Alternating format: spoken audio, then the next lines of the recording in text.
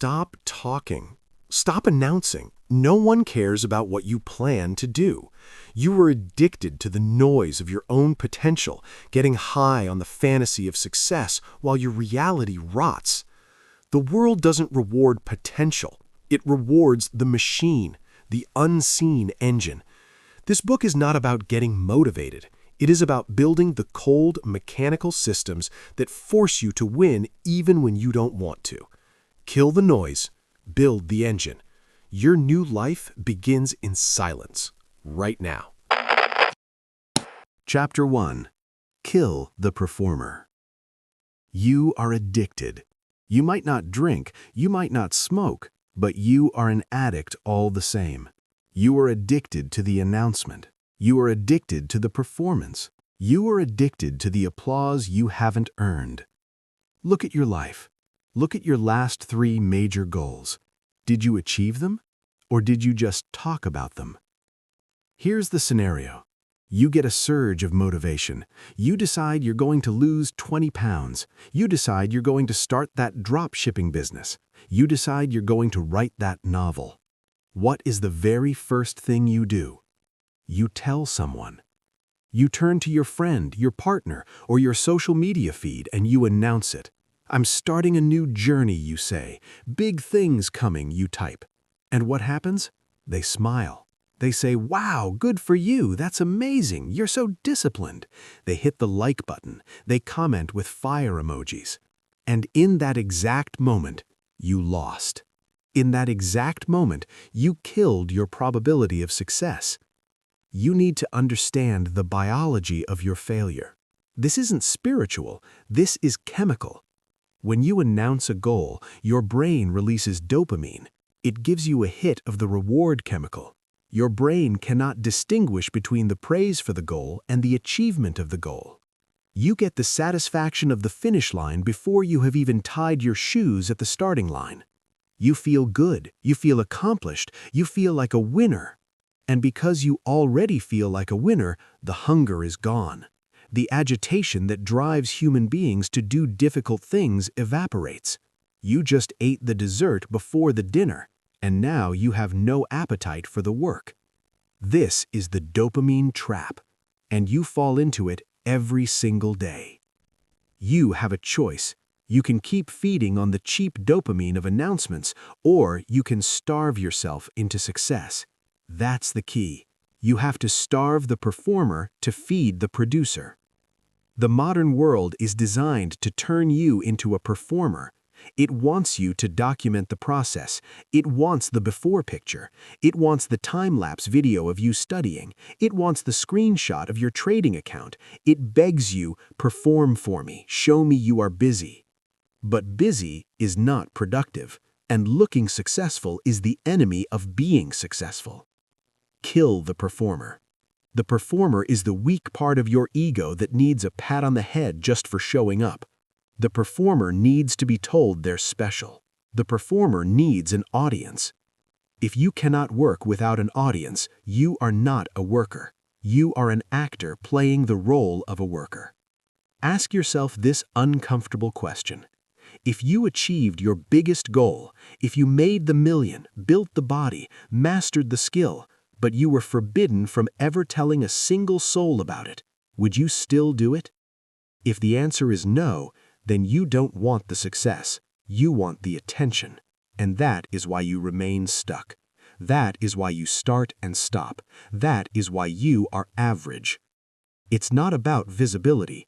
It's about victory. And true victory happens in the dark. This brings us to the core discipline of this chapter, the concept of shadow work. Shadow work is not a metaphor. It is a literal instruction. For the next 90 days, you are going to disappear.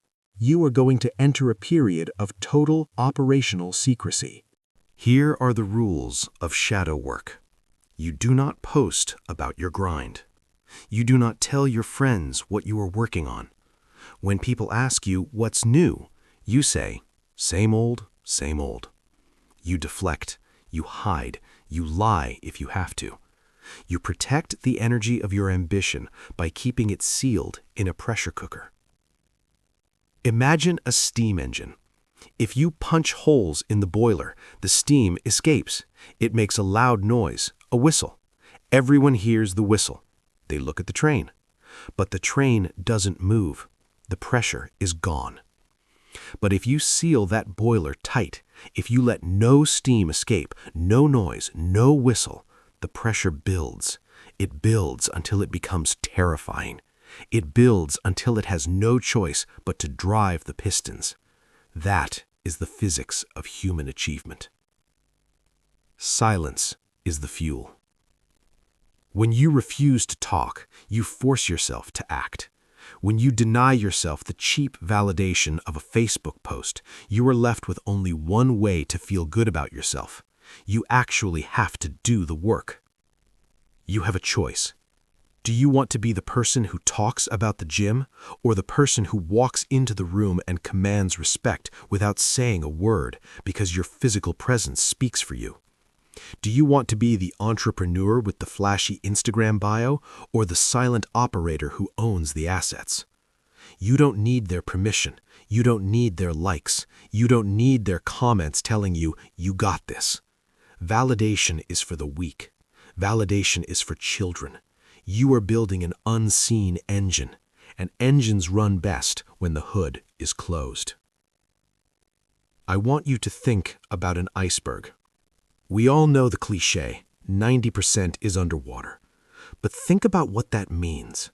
The part that sinks ships, the part that is immovable, the part that carries the weight, is the part you cannot see. The visible part is tiny. The visible part is fragile. You have spent your whole life building the tip of the iceberg, trying to make it look pretty for the world, and that is why you capsize when the storm comes.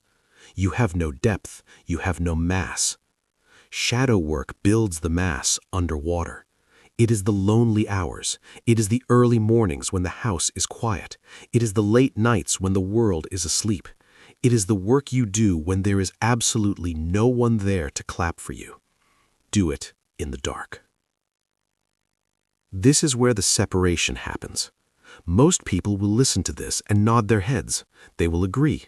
And then, 10 minutes later, they will pick up their phone and post a quote from this audiobook. They will post, "Grinding in silence." Do not be that hypocrite. Do not perform your humility. That is the ultimate trap. You must become comfortable with being misunderstood. When you go into the shadow, people will think you have quit. They will think you are lazy. They will think you have lost your ambition. Let them. Let them think you are finished. Let them think you are stagnant. Let them underestimate you. Their underestimation is your advantage. While they are busy broadcasting their every move, you are moving in silence. While they are playing checkers in the park for an audience, you are playing chess in a bunker for your life. It's not about reputation. It's about reality. Your reality is defined by what you do when the camera is off. So here is your instruction for today. Identify the one thing you have been talking about the most, the one goal you have announced to the most people, the one thing you have built your identity around. Stop talking about it immediately. Cold turkey. If someone asks you about it, give a short, boring answer and change the subject. Kill the conversation. Deny yourself the dopamine. Sit with the discomfort. Feel the pressure building in your chest. That anxiety you feel, that desire to blurt out your plans, that is energy leaving your body. Keep it in. Swallow it. Let it burn. Let it turn into frustration. And then take that frustration and pour it into the execution. You don't need a cheerleader. You need a checklist. You don't need a fan club. You need a routine. Validation is for the weak. Silence is the fuel. Do it in the dark. Repeat that until it is etched into your subconscious. When you kill the performer, you give birth to the professional. The professional does not care if the stadium is full or empty. The professional plays the game because the game must be played. You are building a system now, a system that operates on autopilot. And this system has no speaker output. It only has an input for effort and an output for results. But be warned, when you kill the performer, when you turn off the noise and stop seeking the applause, you will be left with something terrifying. You will be left with yourself. You will be left with your own thoughts, your own doubts, and your own pain. There will be no one there to distract you. The silence will be loud. And in that silence, you will realize that your greatest enemy was never the world. It was never the haters. It was your own fluctuating emotions. You have stopped performing for others. Good. But now you have to deal with the internal mess you've been ignoring. You've stopped the noise outside, but now you have to face the noise inside. You silenced the crowd. Now you must silence yourself. Chapter 2. Your feelings are irrelevant data. You woke up this morning and you felt something. Maybe you felt tired. Maybe you felt anxious. Maybe you felt uninspired, heavy, or just plain lazy. You looked at the ceiling and a thought drifted across your mind. I just don't feel like it today. And because of that feeling, you hesitated. Because of that feeling, you negotiated with yourself. You hit snooze. You skipped the gym. You delayed the difficult email. You let a temporary biological impulse dictate the trajectory of your life. This ends now.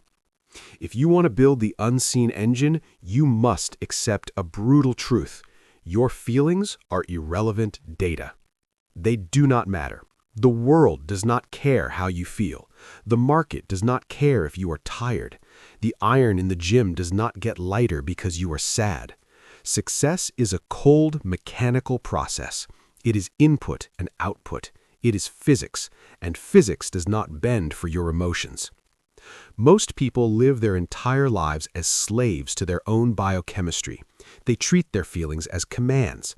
If they feel fear, they stop. If they feel excitement, they start. They are leaves blowing in the wind with zero control over their direction. They only work when the sun is shining. But you are not most people. You are building an engine. You have a choice. You can be a victim of your mood, or you can be the master of your actions. You cannot be both. This is the robot mindset. When I say robot mindset, I am not telling you to become a sociopath. I am telling you to decouple your operating system from your emotional state. You must learn to look at your feelings not as instructions, but as noise, static on the radio, irrelevant data. Think about a high-performance machine. Think about a finely tuned supercar. When you start the engine, does the car ask, "Am I in the mood to drive fast today?" Does the car say, "I'm feeling a little insecure about the other cars on the road"? No, the car runs. It performs its function because that is what it was designed to do. It executes the code. You must rewrite your own code. You must reach a point where the action is automatic regardless of the internal weather. You do the work because it is Tuesday, not because you feel motivated. You do the work because it is 5 a.m., not because you feel energetic. The engine does not feel. The engine only turns. Feelings are not facts. Repeat that. Feelings are not facts. Just because you feel like you can't go on doesn't mean you can. Just because you feel like you are going to fail doesn't mean you will. Your brain is a survival machine, not a success machine. Your brain is designed to keep you safe, comfortable, and efficient. It signals fear and fatigue to get you to stop burning calories. It is lying to you to keep you comfortable. That's the key. You must identify the lie. This brings us to the discipline of decoupling. You need to visualize your mind as a cockpit. You are the pilot. In front of you is a dashboard full of lights and gauges. These are your emotions. Suddenly, a red light starts flashing. It says anxiety. A yellow light blinks on. It says boredom. A siren goes off. It screams fatigue. The amateur sees the light and panics. They pull the lever. They land the plane. They stop working. The professional, the one with the unseen engine, looks at the light. They acknowledge it. They say, "Oh, look, the anxiety light is on. That's interesting." And then they keep flying the damn plane. You do not ignore the data, you just refuse to let it touch the controls. You decouple the feeling of the action from the execution of the action. You can be terrified and still make the sales call. You can be exhausted and still run the mile. You can be depressed and still write the code. The action and the feeling are two completely separate things. You have been tricked into thinking they are connected. You have been tricked into thinking you need to feel good to do good. That is the biggest lie in the self-help industry. Get motivated. Find your passion. Garbage. Motivation is fleeting. Passion is volatile. Discipline is consistent. It's not about motivation. It's about execution. Let me give you a specific behavioral instruction. The next time you feel that resistance, that heavy, sticky feeling that makes you want to procrastinate, I want you to verbalize it. Say it out loud. I am feeling resistance. And then immediately, physically move your body into the task. Do not wait for the feeling to change. It won't. You change the action, and eventually the feeling might follow, or it might not. It doesn't matter. The engine does not feel. The engine only turns. You need to understand that high performance is boring. It is repetitive. It is often painful.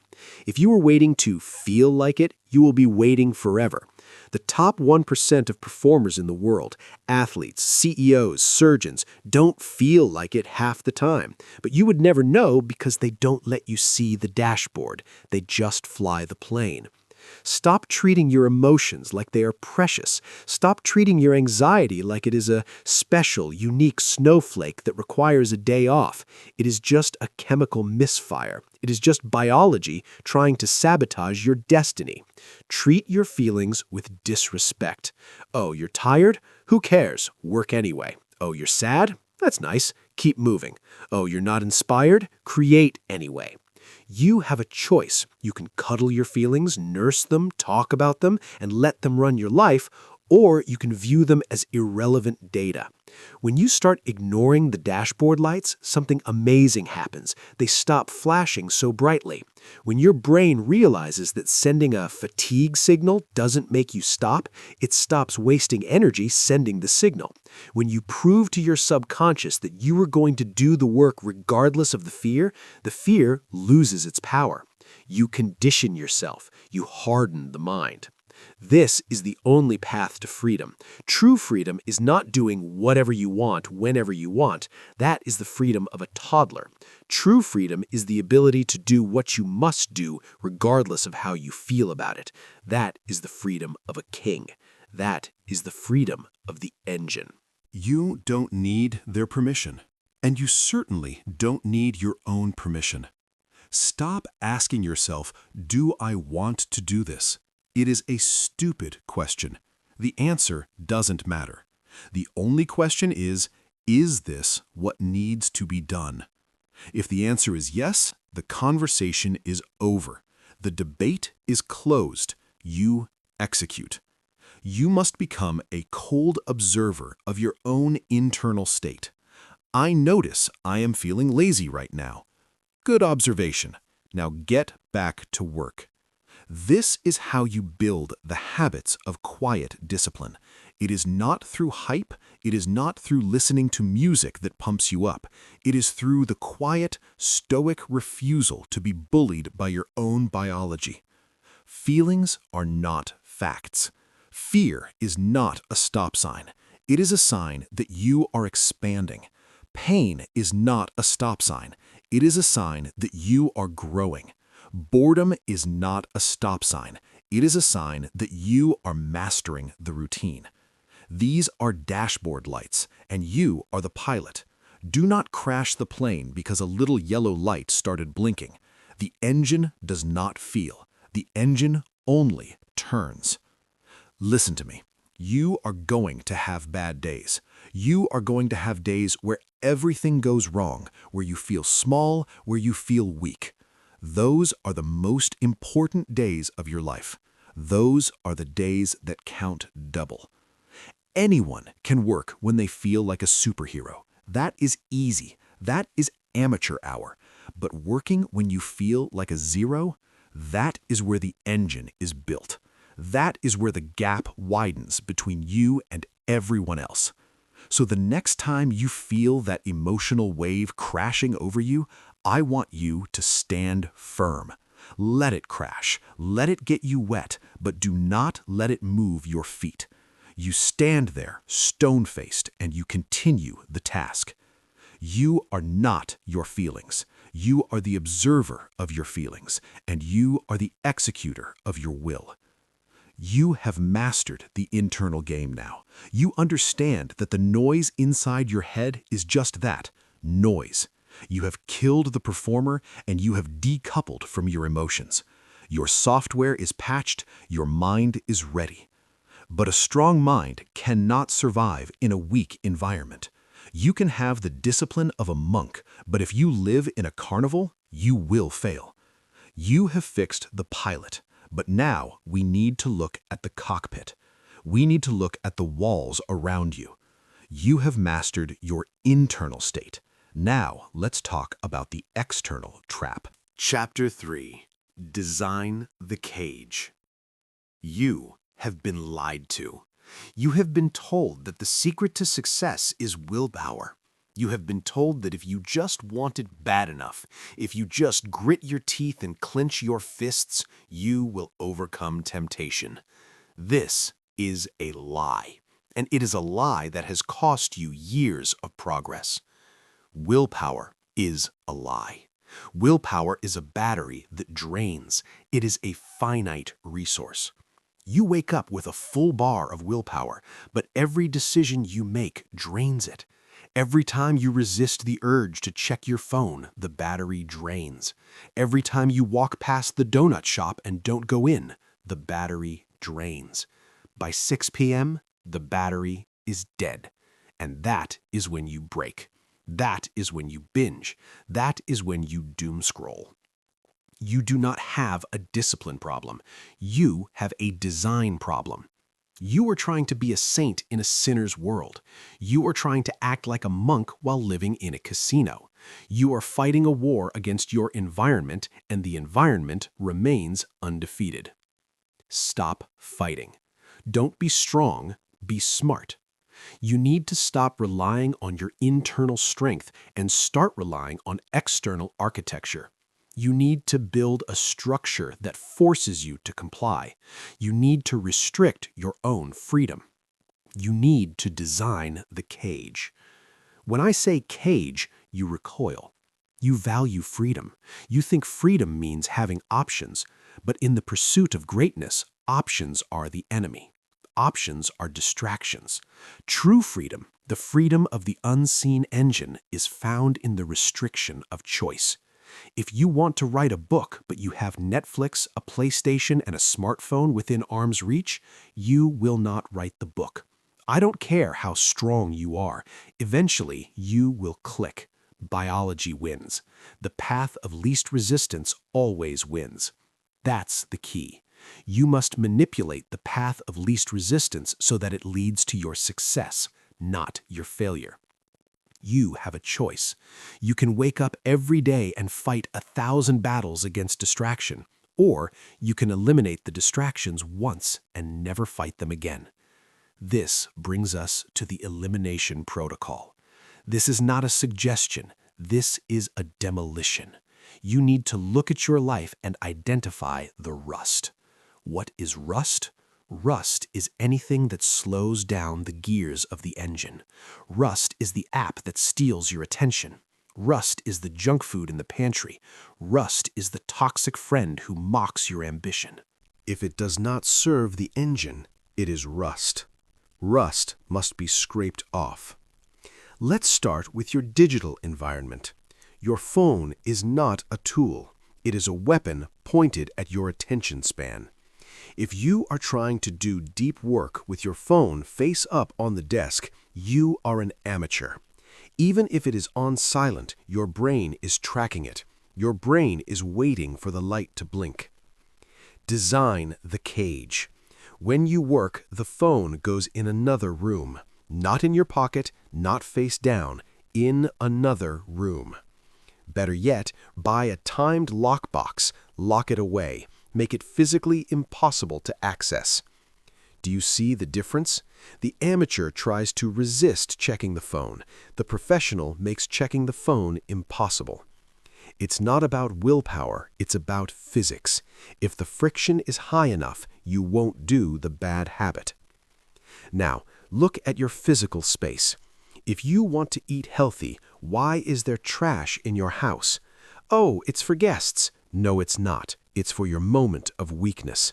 Throw it out. Pour water on it so you can't fish it out of the trash. Burn the bridges. If you want to play the guitar, but the guitar is in a case, in the closet, behind a pile of clothes, you will never play it. Put it on a stand in the middle of the living room. Make it harder to walk around it than to pick it up. You are an engineer. Your life is the machine.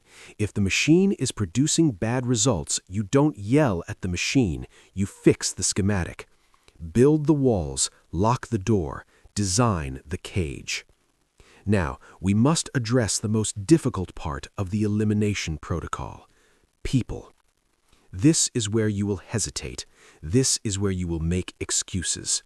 You are the average of the 5 people you spend the most time with. You have heard this cliché 1,000 times, but have you acted on it? If you are trying to build a multi-million-dollar business, but your best friends are people who complain about their boss, drink every weekend, and have zero ambition, you are doomed. You are trying to run a Ferrari engine with sand in the gas tank. They are rust. I am not telling you to be cruel. I am telling you to be strategic. You do not need their permission to evolve. You do not need to explain yourself. You just need to distance yourself. When you start building the unseen engine, the people around you will get uncomfortable. Your discipline will shine a light on their laziness. They will try to pull you back down. They will say, "Come on, just one drink." They will say, "You're working too hard, relax." They are not trying to help you. They are trying to sabotage you, to make themselves feel better. You have a choice. You can keep the friends and lose the dream, or you can lose the friends and build the empire. Design the cage so that these people cannot get in. Change your number if you have to. Move cities if you have to. Work in a place where they cannot find you. Validation is for the weak. You don't need a social circle that validates your mediocrity. You need a circle of silence where you can work. Some of you are terrified right now. You are thinking, "But I'll be lonely." Good. Be lonely. Loneliness is the price of admission. Loneliness is where the work gets done. You can have a lot of friends, or you can have a lot of success. Usually, you cannot have both, at least not in the building phase. Don't be strong, be smart. Why make it hard on yourself? Why surround yourself with triggers? Why keep the apps installed? Why keep the junk food bought? Why keep the losers around? Every time you leave a temptation in your environment, you are betting against yourself. You are saying, "I bet my future self will be strong enough to resist this." You are betting wrong. Your future self is tired. Your future self is stressed. Your future self will take the path of least resistance. So, pave the path. Here is your instruction. When this chapter ends, you are going to do a sweep. First, your phone. Delete the apps that suck your time. Not move them to a folder, delete them. If you need Instagram for business, install it on a separate device that stays in the office. Get it off your personal device. Second, your room. Anything that triggers a bad habit goes in the trash. Anything that facilitates a good habit gets moved to the center of the room. Third, your contacts. Who are the energy vampires? Mute them. Archive the chat. Stop accepting the invites. Design the cage. When you sit down to work, there should be nothing else you can do. If the internet is unplugged, the phone is locked away, and the door is bolted, guess what? You will write. You will work. Not because you are disciplined, but because you are bored and you have no other options. You are manufacturing your own success by eliminating the possibility of failure. It's not about motivation, it's about architecture. Stop trying to be a hero. Heroes die. Be a prisoner of your own design, a prisoner who is forced to succeed. We're building a system here. Chapter 1, we killed the performer. Chapter 2, we decoupled from emotions. Chapter 3, we built the physical environment, the cage, to contain your focus.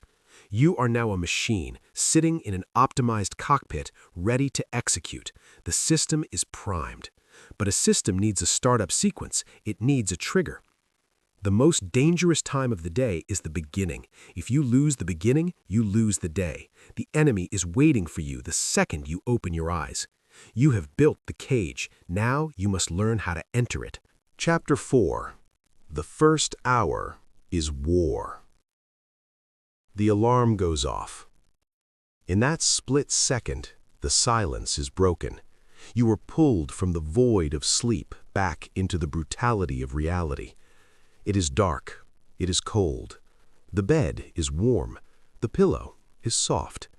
And right there, before your feet even touch the floor, the battle has begun. Most people think the war starts when they get to the office. They think the war starts when they open their laptop or step into the gym. They are wrong. The war starts the moment you open your eyes. This is war. The first 60 minutes of your day are not me time. They are not for relaxing. They are the beachhead. They are the invasion. The first 60 minutes determine whether you will be the conqueror or the conquered for the next 15 hours. If you lose the first hour, you spend the rest of the day retreating. You spend the rest of the day reacting. You spend the rest of the day apologizing for your existence. But if you win the first hour, you gain momentum, you gain ground, you establish dominance over your own timeline. Win the morning, strangle the day. Let's look at your current operation. Be honest. What is the very first thing you do when you wake up? You reach for your phone. You turn off the alarm, and then with one thumb, you destroy your potential. You open a notification. You check an email. You look at Instagram. You scroll through the news. Do you understand what you just did? You just invited the entire world into your bedroom. You just invited the chaos, the stress, the demands, and the agendas of a billion other people into your brain before you have even had a chance to think a single original thought. Checking your phone is an act of submission. When you check your email, you are asking, what does the world want from me? When you check social media, you are asking, what is everyone else doing? You are starting your day in a reactive state. You are starting your day on defense. You are letting the algorithm dictate your mood. If you see a bad headline, you are angry. If you see a rejected payment, you are anxious. If you see someone else winning, you are jealous. You are 5 minutes into your day and you have already lost control. You are a casualty. You have a choice. You can be a slave to the screen or a master of the morning. This brings us to the first law of the unseen engine. No input, only output. For the first hour of the day, you are forbidden from consuming. No news, no podcasts, no texts, no emails, no social media. Your brain is fresh. It has just been washed by sleep. It is prime real estate. Why would you dump garbage on it? The first hour is for output. It is for production. It is for asserting your will upon the universe. You must be the one pushing energy out, not sucking energy in. That's the key. If you control the input, you control the output. So, what do you do instead? You execute the second law. Sweat before screen. This is a non-negotiable rule. You do not touch a digital device until you have exerted physical effort. Sweat before screen. Why? Because your body and your mind are linked. If your body is lethargic, your mind is lethargic. If your body is soft, your mind is soft. You need to shock the system. You need to jumpstart the engine. I don't care what the exercise is. It doesn't have to be a marathon. It can be 100 push-ups immediately next to the bed. It can be a cold shower. It can be a sprint down the street. The point is not fitness. The point is conquest. When you force your body to move when it wants to stay still, you are sending a signal to your nervous system, I am in charge here. You are conquering the biological urge for comfort. You are creating a small victory. And that victory creates dopamine, earned dopamine, not the cheap dopamine from a like on a photo. Imagine two versions of you. Version A wakes up, scrolls TikTok for 20 minutes, feels groggy, drags themselves to the coffee pot, and starts the day feeling behind schedule and anxious. Version B wakes up, ignores the phone, drops to the floor, does 50 burpees, takes a freezing cold shower, and sits down to work with clear eyes and a pounding heart. Who is going to win? Who is going to make the money? Who is going to command respect? It's not about fitness, it's about dominance. This is war. The enemy is entropy. The enemy is laziness. The enemy is the path of least resistance, and the enemy is waiting for you to slip. You need to ritualize this. The unseen engine runs on protocols. Here is your new protocol. Step 1. The alarm goes off. You get up immediately. No snooze. Snoozing is negotiating with weakness. You do not negotiate with terrorists, and you do not negotiate with your own weakness. Step 2. You drink water. You hydrate the machine. Step 3. You move. You sweat. You lift. You run. You do something difficult. You earn your breakfast. You earn your shower. Step 4. Only then, only after you have paid the rent for occupying your body, do you look at the screen. Win the morning, strangle the day. When you attack the day like this, you walk into the world with a different energy. You have already done something hard. You have already won a battle. The traffic, the rude boss, the difficult client, they can't touch you. You are armored up. You have momentum. But if you start soft, you stay soft. You don't need their permission to ignore their emails for an hour. The world will not burn down if you don't reply at 7:03 a.m. In fact, people will respect you more.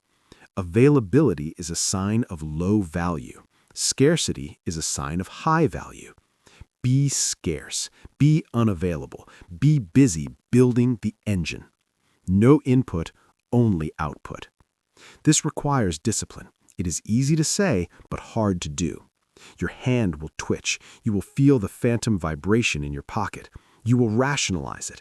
I just need to check the weather. I just need to see if that deal closed. Lies. You are looking for a hit. You are looking for a distraction. Do not give in. If you cannot control your thumb for 60 minutes, how do you expect to control your life? If you cannot resist a glowing rectangle, how do you expect to resist the pressure of failure? That's the key. The micro-discipline creates the macro result. If you win the 60 minutes, you own the 24 hours. So tomorrow morning, you have a test. The alarm will ring. The darkness will be there. The cold will be there. The phone will be there, waiting like a trap. What will you do? Will you submit? Will you scroll? Will you let the world inject its virus into your mind? Or will you rise? Will you stand up, turn your back on the technology, and engage the physical world? Will you make your heart beat faster by your own will? You have a choice, but know this, if you choose the phone, you have already lost the day. You might as well go back to sleep. You are just a passenger in your own life. But if you choose the sweat, if you choose the silence, the output, the war, then you are the captain. You are the driver. You are the engine. Win the morning, strangle the day. Say it. Win the morning, strangle the day. This is how you build momentum. This is how you stack victories, one morning at a time, 1 hour at a time. You have killed the performer. You have mastered your emotions. You have designed the cage. And now you have conquered the morning. You are moving fast now. You are feeling the rush of progress. You are feeling the high of the unseen engine starting to rev up. But here is the danger. The beginning is exciting. The war is exciting. The sweat is exciting. But what happens when the excitement fades? What happens when the novelty wears off? What happens when you are 3 weeks in and nothing seems to be changing and the work is just dull? Most people quit when it stops being fun. Most people quit when they hit the plateau. But you are not most people. You are about to learn the secret weapon of the elite. You are about to learn how to fall in love with the one thing everyone else runs from. Chapter 5. Embrace the boredom of excellence. You have a disease. It is a disease transmitted by Hollywood movies, Nike commercials, and Instagram highlight reels. It is the disease of the montage mindset. You think success looks like a movie scene. You imagine the inspirational music swelling. You picture yourself sweating, grinding, moving fast, high-fiving people, and breaking through barriers every single day. You think the path to greatness is a non-stop adrenaline rush of breakthroughs and victories. You are wrong. This is the myth of excitement, and it is the primary reason why you fail. Real success is not a montage. Real success is boring. Real success is excruciatingly dull. Real success is doing the exact same thing at the exact same time in the exact same way for 5 years straight. If you walked into the office of a billionaire, or the gym of an Olympian, or the studio of a master craftsman, you wouldn't see fireworks. You wouldn't hear dramatic music. You would see silence. You would see repetition. You would see a person doing a very small, very boring task over and over again with absolute precision. The amateur craves novelty. The amateur needs the workout to be fun. The amateur needs the business project to be exciting. The moment the excitement fades, the moment the newness wears off, the amateur quits. They say, "I'm just not passionate about this anymore." Translation, I am addicted to dopamine, and this task no longer gives me a high. You have a choice. You can chase excitement and stay broke, or you can embrace boredom and become a master. That's the key. The ability to endure boredom is the single greatest predictor of success. It is not about talent. It is not about luck. It is about who can stare at a spreadsheet for 10 hours without blinking. It is about who can eat the same chicken and rice for 300 days without complaining.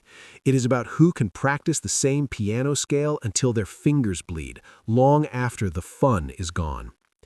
Amateurs look for excitement. Professionals look for consistency. Love the boring. You need to understand that the unseen engine you are building is a machine. Machines are not excited. Machines are consistent.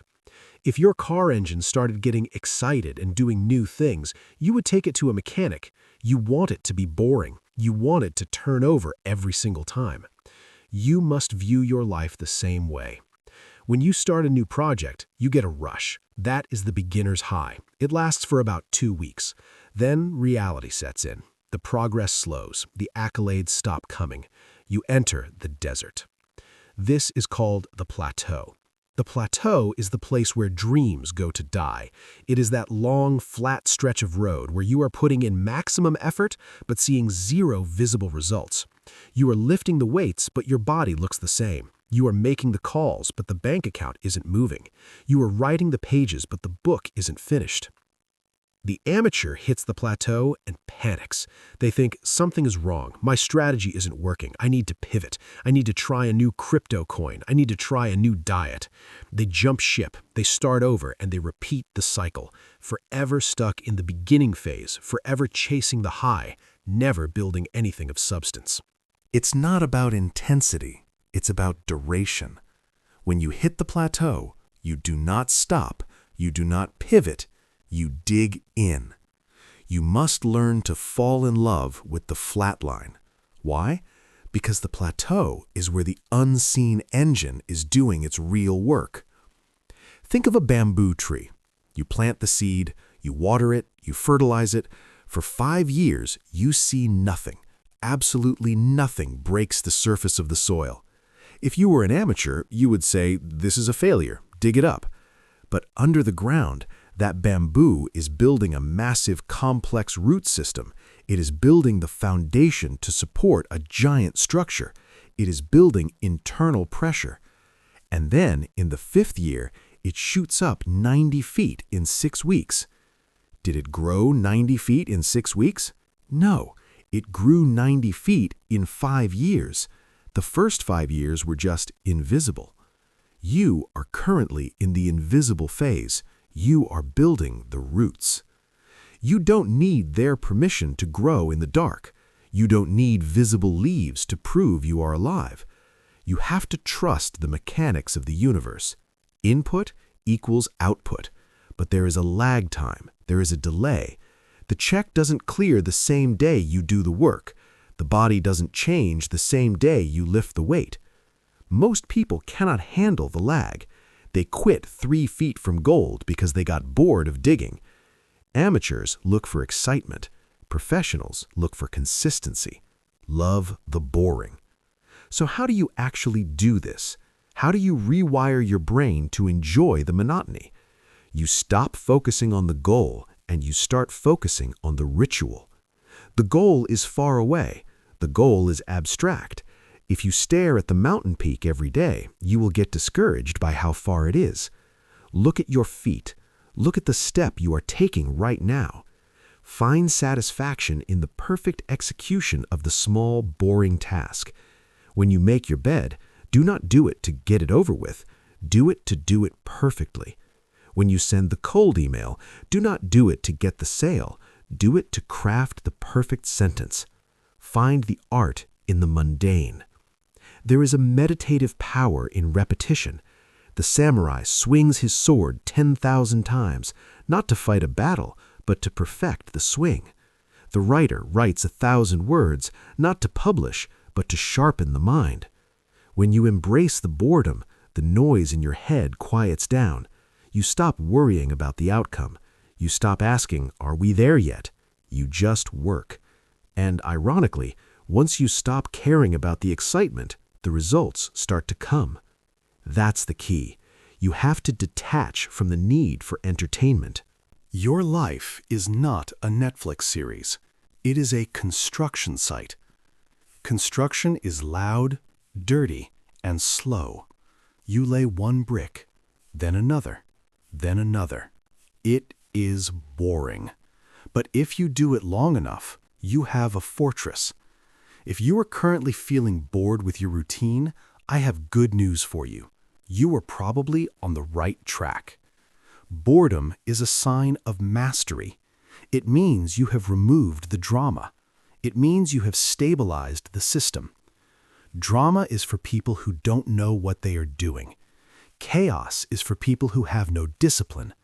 The elite operate in silence and predictability. It's not about entertainment. It's about excellence.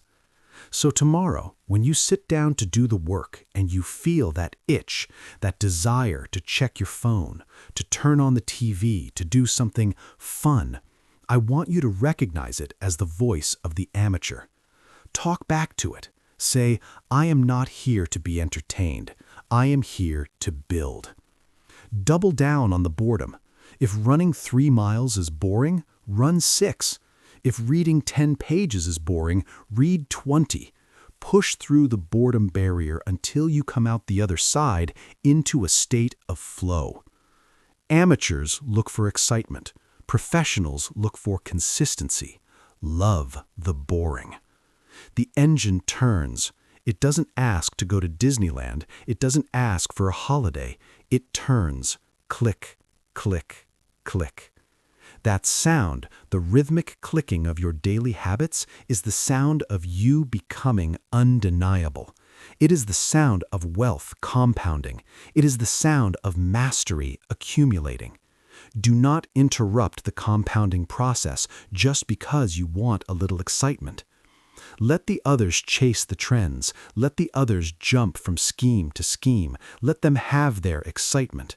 They will have excitement and they will have poverty. You will have boredom and you will have the crown. You have a choice. So settle in. Get comfortable with the gray. Get comfortable with the repetition. Make friends with the plateau. That is where the competition dies. They die of boredom. You survive on it. Love the boring. Now you have accepted the monotony. You are doing the work. You are building the roots in the dark. But there is another threat. As you withdraw from the circus of excitement, the people around you will notice. They will wonder where you went. They will ask questions. They will demand your attention. They will try to drag you back onto the stage to perform for them. You must not let them. You have killed the performer in your own mind, but now you must kill the expectations of others. You must learn the strategic power of social withdrawal. You are not just hiding, you are preparing. Chapter 6. Starve the audience. You live in a world that demands your constant presence. The world wants to know where you are. It wants to know what you are eating. It wants to know who you are dating. It wants to know what you are working on. From the moment you wake up, you are pressured to broadcast your existence. If you don't post a story, people ask if you are okay. If you don't show up to the happy hour, people ask if you're mad at them. If you go silent, the world assumes you are failing. Good. Let them assume. You have a choice. You can be a public figure with a private failure, or a private figure with a public victory. You cannot be both, not in the building phase. This chapter is about strategic isolation. If you want to build a skyscraper, you do not invite the public to walk around the construction site. You put up a fence. You put up signs that say danger, keep out. You dig a hole so deep that no one can see what is happening at the bottom. Why? Because you cannot build something massive on a foundation of small talk and casual observation. You cannot do deep work while managing the opinions of shallow people. You need to understand that your social life is expensive. I don't mean money. I mean energy. Every conversation you have about the weather, every gossip session about coworkers, every explanation you give about your goals, it costs you. It drains the battery. Starve them to feed yourself. That's the key. You have a finite amount of cognitive fuel every day. If you spend 40% of it updating your friends, posting on social media, and managing your image, you only have 60% left for the engine. You are feeding the audience, and you are starving the work. I am giving you a direct command. Withdraw. For a season, you must become a ghost. You must become the person who is hard to get a hold of. You must become the person who is always working. You do not need to be rude. You just need to be unavailable. Hey, want to grab drinks on Friday? No, I can't. I'm working. Hey, we haven't seen you in weeks. Is everything okay? Everything is great. I'm just focused. You don't need their permission to disappear. You don't owe them access to your time. Access is a privilege, not a right. And right now, no one has earned the privilege of accessing you because you are in the lab. Let them wonder where you are. Let them think you quit. Starve them to feed yourself. This is difficult because your ego wants to be seen. Your ego screams, if I don't post about my hustle, how will they know I'm hustling? They don't need to know. This brings us to the concept of the reveal. Think about the biggest companies in the world. Think about the most successful artists. When Apple is developing a new iPhone, do they live stream the engineers arguing in the conference room? Do they post photos of the prototypes that failed? No. They lock the doors. They sign non-disclosure agreements. They work in total secrecy for years. The public hears nothing. The critics say, Apple is dead. They haven't released anything new. And then, one day, the stage lights come on. The CEO walks out and he holds up the device that changes the world.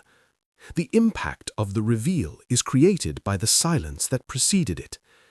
If you show people your work every step of the way, you dilute the impact. If you show them the rough draft, they will judge the rough draft. If you tell them about the business idea before it makes money, they will tell you why it will fail. It's not about secrecy, it's about leverage. Silence creates leverage. Mystery creates leverage. When you disappear for 6 months, people start to talk. What happened to him? Did she give up? I bet they failed. Let them think you quit. Let them write your eulogy. Let them get comfortable with the idea that you are out of the game. Because when you finally re-emerge, when you walk back into the room 20 pounds lighter, or with the contract signed, or with the book published, the shockwave will be undeniable. You want the reaction to be, how did they do that? The answer is, I did it while you were at happy hour. I did it while you were scrolling. I did it while you were wondering where I was.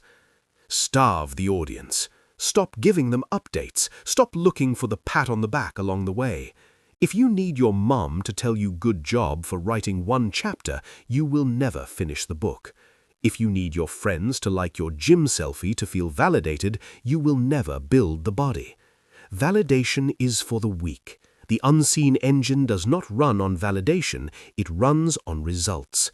You need to embrace the solitude. Solitude is not loneliness. Loneliness is the pain of being alone. Solitude is the glory of being alone. Solitude is where you find out who you really are. When there is no audience, you can stop performing.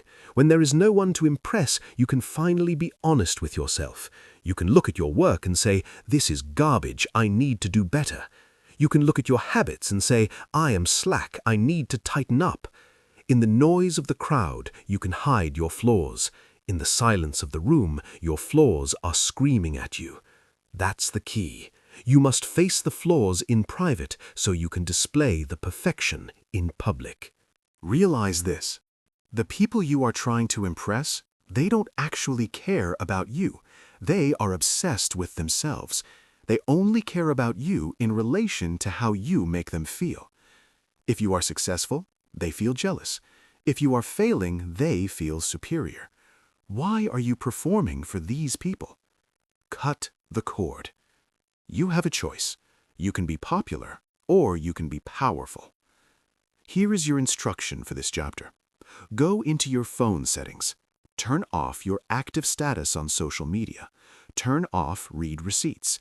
Stop letting people know when you are online. Next, look at your calendar for the next 30 days. Cancel everything that is not essential to your survival or your mission.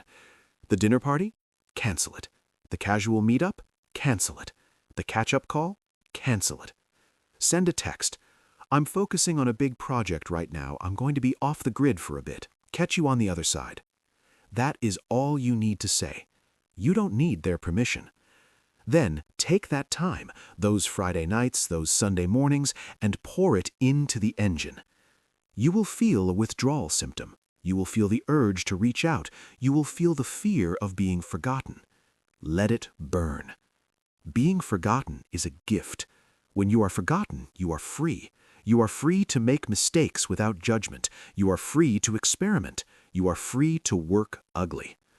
It's not about isolation, it's about incubation. You are in the cocoon. The caterpillar does not turn into a butterfly in public. It wraps itself up, it dissolves, it rebuilds itself on a cellular level. It does this alone. If you cut the cocoon open too early to see how it's going, you kill the butterfly. Do not kill your transformation by seeking attention too early. Let them wonder where you are. Let them think you quit. Starve them to feed yourself. Feed your mind. Feed your skills. Feed your bank account. Feed your discipline. The audience will be there when you get back. And trust me, when you return with the results, the audience will be bigger than ever. They will not care that you were gone. They will only care about what you brought back. So bring back gold. Bring back victory. But be warned. Isolation is powerful, but it is also dangerous. In the silence, there is no one to blame but yourself. If the machine stops working, you cannot blame the distraction. You cannot blame the guests. You are alone in the cockpit. And sooner or later, something will go wrong. You will miss a day. You will fail a rep. You will lose a deal. The engine will sputter. When this happens, the amateur blames themselves. They say, I am a failure. They spiral into self-pity. The professional does not do this. The professional knows that a failure is not a character flaw, it is a mechanical issue. You do not need to fix yourself, you need to fix the protocol. Chapter 7. The system never breaks. Only you do. So you failed. You set the alarm for 5 a.m., but you got up at 7:30. You committed to the diet, but you ate the pizza. You swore you would finish the project, but you ended up scrolling social media for 3 hours. And now the excuses begin. I was just so tired. Something unexpected came up. It was just bad luck. The circumstances weren't right. Stop it. There is no such thing as bad luck. There are only system errors. There is no such thing as circumstances. There is only a lack of preparation. You want to believe that the world conspired against you. You want to believe that you are a victim of the universe. This belief protects your ego. It makes you feel better. It allows you to say, I tried, but it just didn't work out. This is the mindset of a loser. The winner, the operator of the unseen engine, understands a terrifying truth. Everything is your fault. If you fail, it is because you failed. Not your boss, not your spouse, not the economy. You. You have a choice. You can be a victim of circumstance or a master of the system. This chapter is about radical accountability. We have spent the last 6 chapters building a machine. We built the cage, we established the first-hour protocol, we decoupled from emotion. Ideally, this machine should run perfectly forever. But it won't. It will crash. The gears will grind, and when they do, you must not look out the window for the cause. You must look in the mirror. The system is perfect. The user is flawed. Fix the user. When a computer program crashes, the computer doesn't cry. It doesn't say, I'm a bad computer. It doesn't spiral into depression. It produces an error log. It shows you exactly where the code broke. You need to treat your life with the same mechanical detachment. Most people handle failure with emotion. They wallow in guilt. They beat themselves up. I'm so lazy, they say. I'll never make it. This is a waste of energy. Guilt is not fuel. Self-pity is not a strategy. Feeling bad about a mistake does not fix the mistake. That's the key. You need to stop feeling and start analyzing. This brings us to the diagnostics check. From this moment on, when you fail, and you will fail, you are forbidden from feeling sorry for yourself. Instead, you will perform a forensic analysis of the crash. You will look for the specific variable that caused the error. Let's look at a real-world example. You broke your diet on Friday night. The amateur response: I have no willpower. I'm a pig. I might as well give up and eat junk all weekend. I'll start again Monday. The engine response: run the diagnostics. Why did I eat the junk food? Variable 1. I was hungry. Why? Because I skipped lunch. Variable 2. There was junk food in the house. Why? Because I didn't throw it out during the elimination protocol. Variable 3. I was stressed from work. Why? Because I didn't do the morning workout to regulate my cortisol. Do you see the difference? The amateur blames their character. The engine identifies the mechanical failure. The failure wasn't lack of willpower. The failure was a logistical error. You skipped lunch and you left trash in the pantry. It's not about guilt, it's about logistics. The system is perfect. The user is flawed. Fix the user. If you sleep through your alarm, it is not an accident. It is a system error. Diagnostics. Why did you sleep through? Because you went to bed too late. Why? Because you were on your phone. Why? Because the phone was in the bedroom. Fix. Move the charger to the kitchen. Buy a loud analog alarm clock. Put it across the room so you have to stand up to turn it off. You don't need to try harder next time. Trying harder is not a strategy. You need to alter the variables so that the failure becomes impossible. You don't need their permission to be ruthless with yourself. In fact, society wants you to be soft. Society wants you to say, "It's okay, you deserve a treat." Society wants you to fail so you remain relatable. Refuse that comfort. When a pilot crashes a plane, the NTSB does not send a card saying, "It's okay, you tried your best." They find the black box. They listen to the recording. They find the exact switch that wasn't flipped, the exact sensor that failed, and then they rewrite the manual so it never happens again. Your life is the plane. You are the pilot, and you are also the mechanic. If you keep crashing the plane for the same reason over and over again, you are insane. If you miss the gym on Wednesday, stop saying, "I'll try to go next Wednesday." Look at the data. What happens on Wednesday? Do you have a meeting that runs late? Are you tired from Tuesday? Change the system. Go on Thursday. Go in the morning. Pack your bag the night before. The system is perfect. The user is flawed. Fix the user. This is tough love. It hurts to admit that you are the problem. It hurts to admit that your lack of success is not due to a bad market, but due to your bad discipline. But there is freedom in this. If the problem is out there, if it's the economy, the government, or your genetics, then you are helpless. You are a passenger. But if the problem is you, if the problem is your habits, your sleep schedule, your phone addiction, then you have all the power. You can fix you. You can patch the software. You can upgrade the user. That's the key. Radical accountability is the only path to radical power. Here is your instruction. Think about your biggest recurring failure, the thing you keep promising to change but never do. Stop promising. Stop manifesting. Run the diagnostics. Write it down. What was the trigger? What was the environment?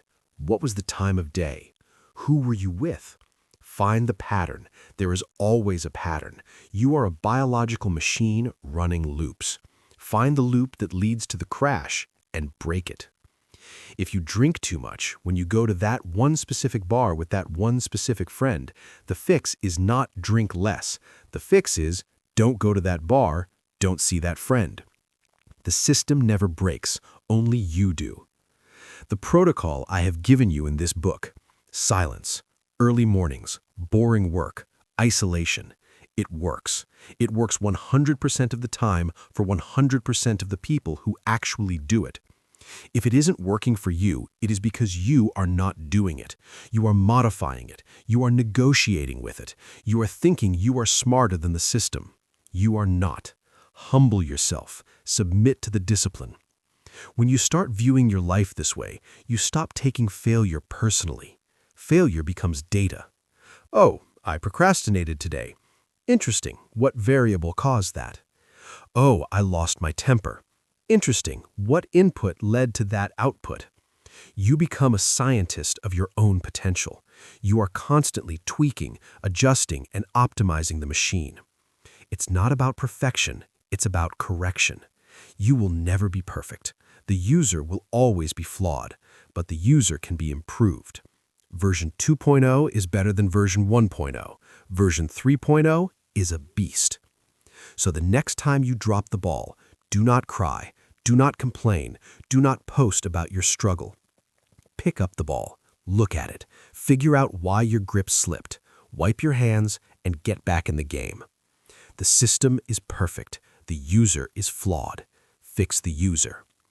Repeat it until you believe it. Now you have the diagnostic tools. You know how to fix the machine when it breaks. You are accountable. But as you continue on this path, as you fix the errors and run the engine harder, you will encounter something unavoidable. You will encounter suffering.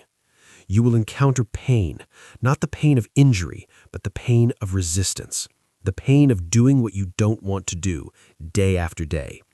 Most people run from this pain. They medicate it. They distract themselves from it. But you are going to do something different. You are going to learn how to bank it. You are going to learn that pain is not an enemy to be avoided. It is an investment to be collected. Chapter 8. The Compound Interest of Pain. You are soft. You run from discomfort like a child runs from the dark. You have spent your entire life trying to engineer reality where you never have to feel stress, fatigue, or doubt. You think that a good life is a life without pain. You are wrong. Pain is not the enemy. Pain is the asset. Pain is the currency. If you want to buy a life of freedom, a life of power, a life of absolute autonomy, you have to pay for it. And the currency of that life is not dollars. It is not Bitcoin. It is suffering. You have a choice. You can spend your life seeking comfort and end up bankrupt of potential. Or you can spend your life seeking friction and end up wealthy in character. This chapter is about the economics of the unseen engine. It is about the compound interest of pain. Most people look at a difficult workout, a 14-hour workday, or a rejected sales call, and they see a bad day. They see a negative. They think, I am suffering, therefore something is wrong. The operator, the person building the engine, looks at that same struggle and sees a deposit. Every time you want to quit but don't, ka-ching, you just made a deposit. Every time your lungs are burning and you run one more mile, ka-ching, that is a deposit.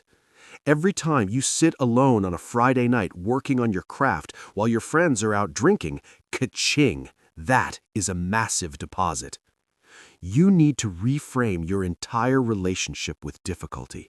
You are not struggling, you are investing. You are putting capital into an account that is guaranteed to pay out. Deposit the pain, bank the struggle, the interest is coming. But here is the catch. Here is the trap that destroys 99% of people. It is the same trap that keeps people poor in the financial world. They don't understand the lag time.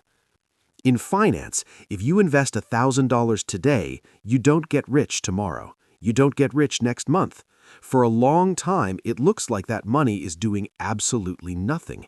It sits there. It grows by pennies. It is boring. It is invisible. Most people look at the account after 6 months of hard discipline and say, I've sacrificed everything and I have nothing to show for it. This isn't working. And they withdraw the funds. They quit. They stop the pain because they don't see the profit. That's the key. You must understand that the results of the engine are not linear. They are exponential. Real life is not a steady climb up a ladder. Real life is a hockey stick graph. It is flat, flat, flat, flat, and then suddenly vertical. You are going to spend months, maybe years in the flat line. You are going to deposit pain every single day. You are going to wake up early, eat clean, work hard, and study late. And when you look in the mirror, you will look the same. When you check your bank account, it will look the same. When you look at your subscriber count, it will be 0. The world will look at you and say, you are wasting your time. You are working so hard for nothing. You don't need their permission to trust the math. The math is real. While you are in the flat line, the compound interest is working in the background. It is accumulating pressure. It is gathering mass. The unseen engine is revving up, but the clutch hasn't engaged yet. You must have the stomach to endure the silence of the lag time. This is where the boys are separated from the men. This is where the hobbyists are separated from the professionals. Can you keep making deposits when the bank statement says 0? It's not about immediate gratification. It's about long-term accumulation. Think about the overnight success stories you see. You see an athlete sign a $100 million contract. You think, wow, he made it. You didn't see the 10 years of 4 a.m. wake-ups. You didn't see the torn ligaments. You didn't see the vomit on the track. You didn't see the thousands of lonely hours in the gym when no one was watching. That athlete was depositing pain for a decade. He was banking the struggle. And then finally, the interest paid out. And when it paid out all at once. Deposit the pain. Bank the struggle. The interest is coming. You need to start viewing your daily suffering as a privilege. When you are in the middle of a brutal task and your brain is screaming at you to stop, I want you to smile. I want you to say to yourself, this is a high-value transaction. If it was easy, it would be cheap. If it was easy, everyone would do it. The fact that it hurts means it is expensive, and because it is expensive, it is valuable. Stop wishing it was easier. Wish you had more to invest. You have a choice. The average person is in debt, not just financial debt, but discipline debt. They borrow comfort from tomorrow to pay for lazy pleasures today. They sleep in, they just borrowed comfort. The interest rate on that loan is failure. They skip the gym, they borrowed comfort. The interest rate is weakness. They procrastinate, they borrowed comfort. The interest rate is anxiety. And eventually, the bill comes due, and the bill is heavy. The bill is a life of regret, mediocrity, and physical decay. You are doing the opposite. You are paying the price now so you don't have to pay it later. It's not about torture, it's about investment. Let's look at the behavior. How do you apply this today? You apply it by hunting for friction. When you have two options, one easy, one hard, you automatically take the hard one. Not because you're a masochist, but because you are a greedy investor. You want that deposit. Take the stairs, not the elevator. That's a penny deposit. Have the difficult conversation, not the text message. That's a $1 deposit. Fast for 24 hours. That's a gold bar deposit. You are looking for opportunities to endure. And when the pain hits, when the boredom hits, when the exhaustion hits, you do not complain. You never complain. Does a rich man complain when he deposits a check? No, he feels good. You must learn to feel good about the burn. You must rewire your brain to associate effort with wealth. That's the key. If you can trick your brain into enjoying the struggle, you become unstoppable.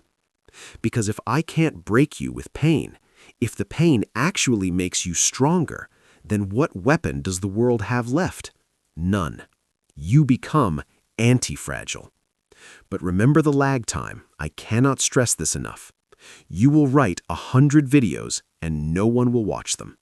You will make 1,000 calls and no one will answer. You will lift the heavy iron and you will still feel small. This is the test. The universe is checking your credit score. It is asking, are you serious or are you just a tourist? The tourist leaves when it rains. The native stays. Stay. Keep depositing.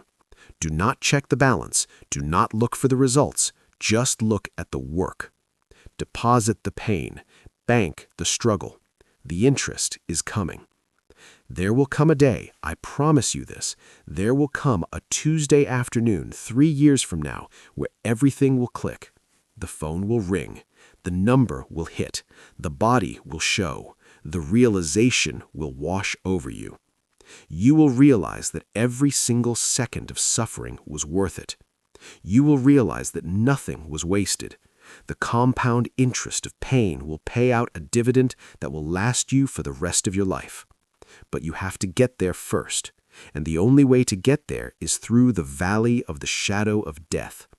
The valley of no results. The valley of, why am I doing this? Keep walking. Keep banking. You don't need their permission to be a savage. You don't need their permission to hoard pain like a miser hoards gold.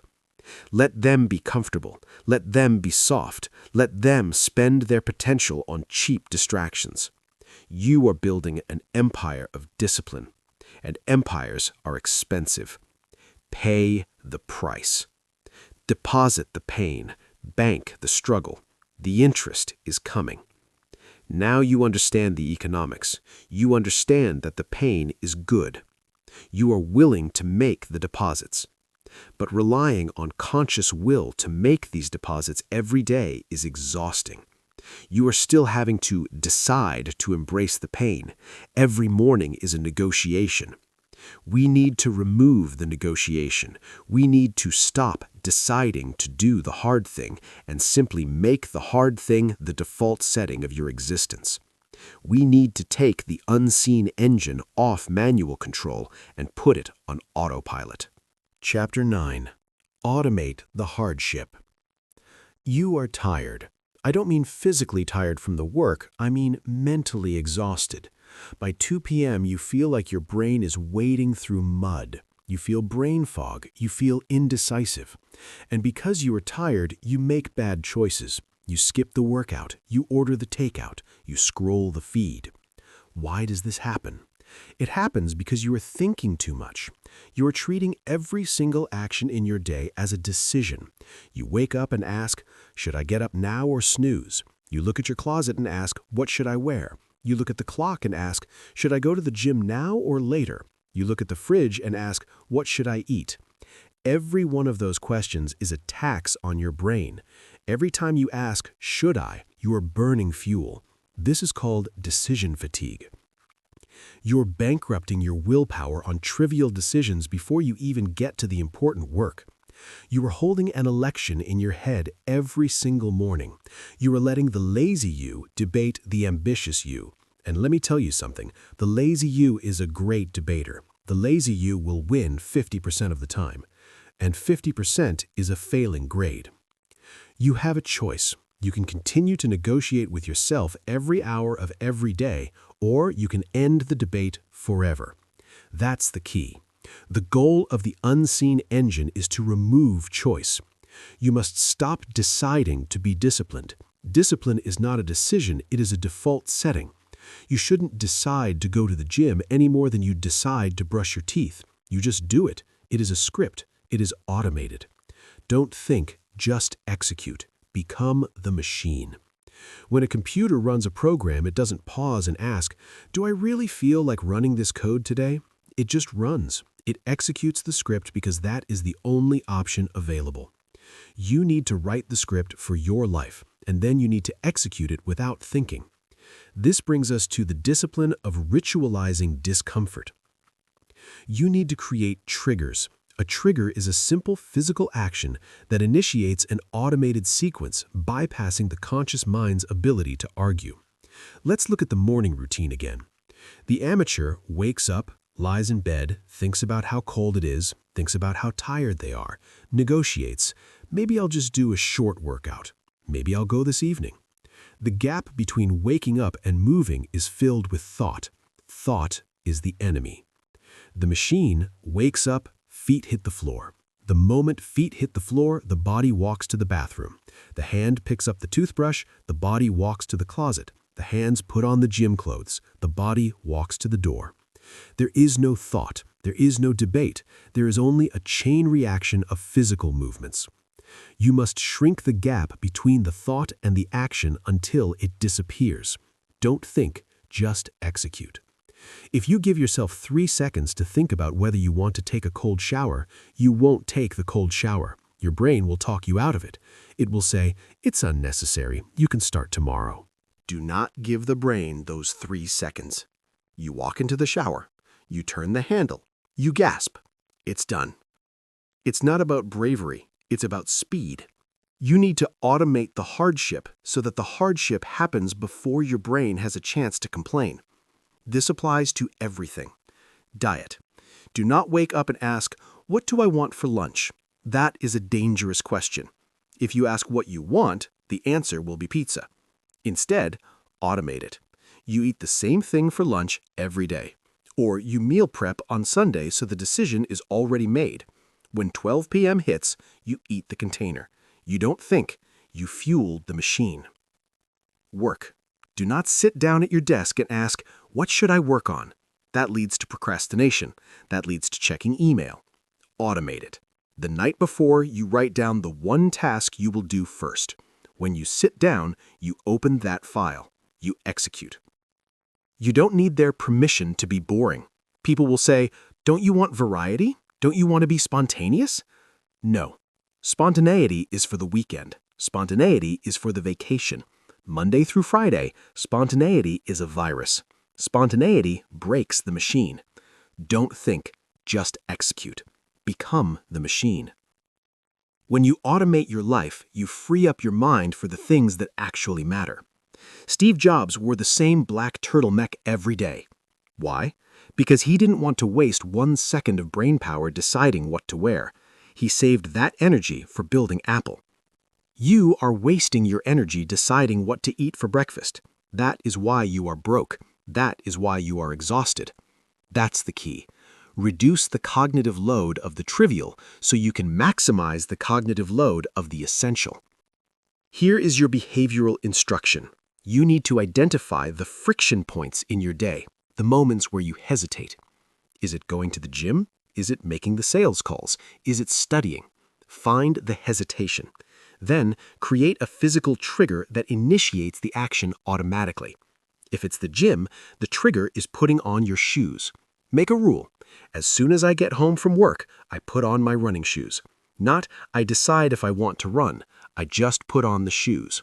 Once the shoes are on, the run is inevitable. If it's the sales calls, the trigger is opening the laptop. Make a rule. Before I check email, I dial one number. Don't think, just execute. You are removing the I. The I is the part of you that feels, doubts, and complains. The I is the performer we killed in Chapter 1. We don't want I, we want it. Make it a process. Make it mechanical. It is 6 a.m., therefore the body is moving. It is Monday, therefore the report is written. There is no emotion in logic. There is no fatigue in a script. You have a choice. You can be a chaotic storm of emotions and decisions, or you can be a guided missile. Guided missiles do not wonder if they should hit the target. They are programmed to hit the target. Program yourself. When you start doing this, when you start operating on autopilot, you will feel a strange sensation. You will feel detached. You will be doing difficult things, enduring pain, and working long hours, but it won't feel hard anymore. Why? Because you stopped resisting. Suffering is just pain plus resistance. If you remove the resistance, if you remove the "I don't want to do this" internal monologue, then it just becomes pain, and pain is manageable. Pain is just sensation. It's not about motivation, it's about automation. Motivation is for amateurs who need to feel like it. Automation is for professionals who have a job to do. So, look at your week ahead. Where are you relying on willpower? Where are you hoping you'll be strong enough to make the right choice? That is a weak point in your armor. That is where the system will break.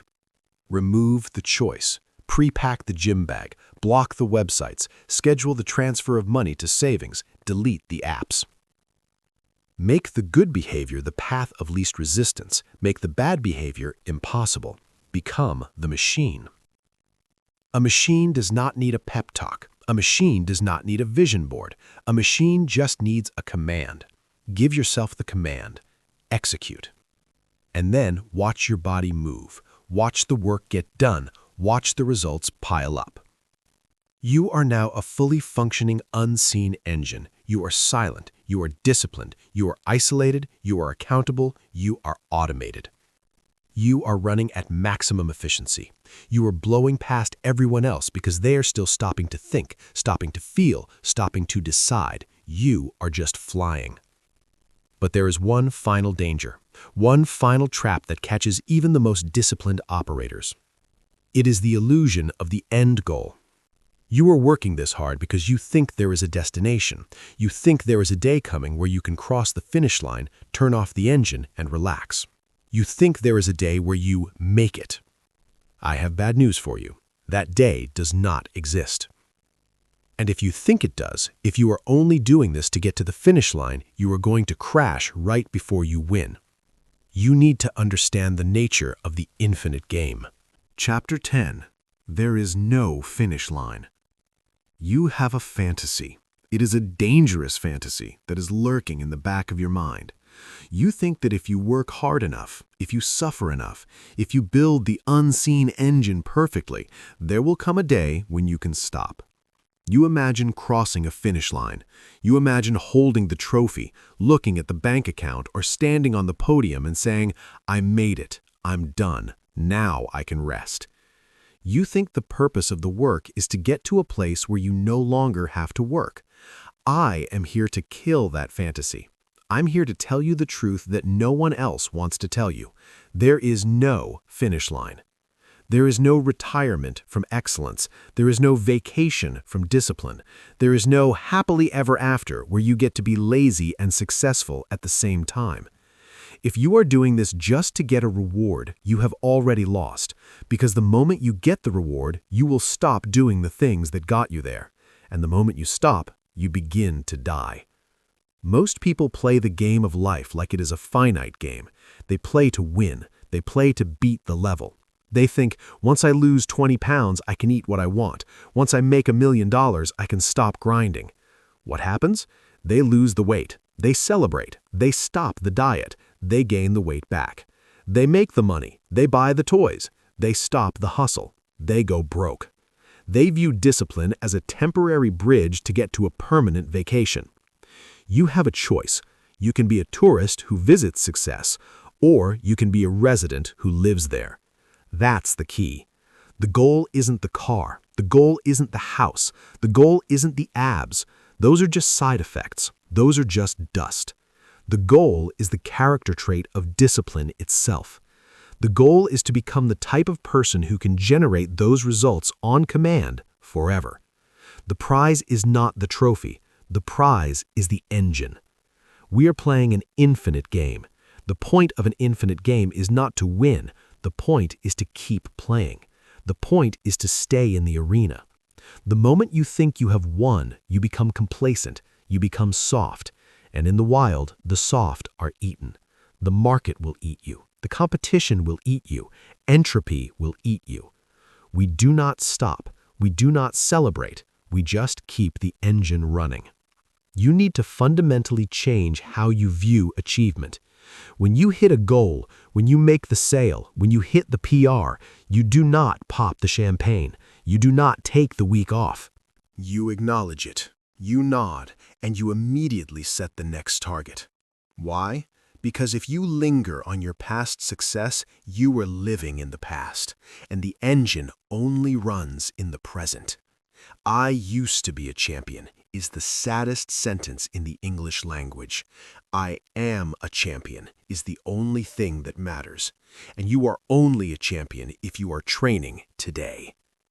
It's not about the trophy, it's about the tenure.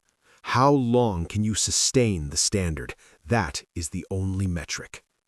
This brings us to the death of the old self. The person who started listening to this audiobook is dead. That person, the one who needed motivation, the one who sought validation, the one who was addicted to comfort, is gone. You have killed them. You have buried them under layers of early mornings, cold showers, and silent work. You cannot go back to being them. Sometimes you will feel a pull.